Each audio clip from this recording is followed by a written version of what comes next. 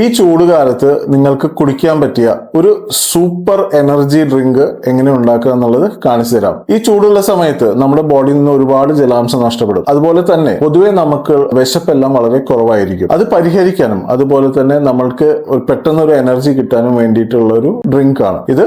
മലർവെള്ളം. ഇത് വളരെ കോമൺ ആയിട്ട് നമുക്ക് കിട്ടാവുന്ന ഒരു ഇൻഗ്രീഡിയന്റ് ആണ്. അത് ഉപയോഗിച്ചാണ് ഉണ്ടാക്കുന്നത്. ആദ്യം 2 കപ്പ് വെള്ളം എടുക്കുക. അതിലേക്ക് നമ്മളൊരു 1/4 സ്പൂണ് നമ്മൾ ചുക്കുപൊടി, ഇത് രണ്ടും കൂടി ചേർത്തിട്ട് നമ്മൾ ഇത് തിളപ്പിക്കുക.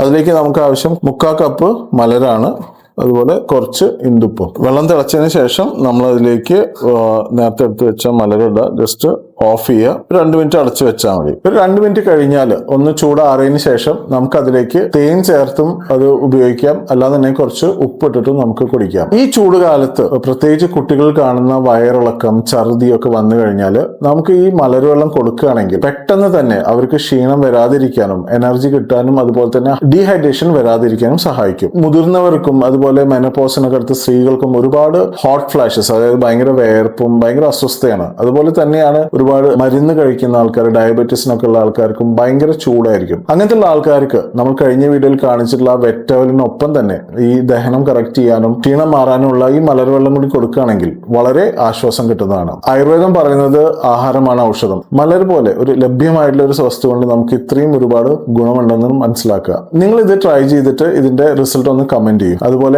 നിങ്ങൾക്ക് വിട്ടുമാറാത്ത നടുവേദനയുടെ ഒരു കാരണം ഒരു പക്ഷെ നിങ്ങൾ എല്ലാ ദിവസവും രാത്രി ചെയ്യുന്ന ഒരു കാര്യം കൊണ്ടാവാം.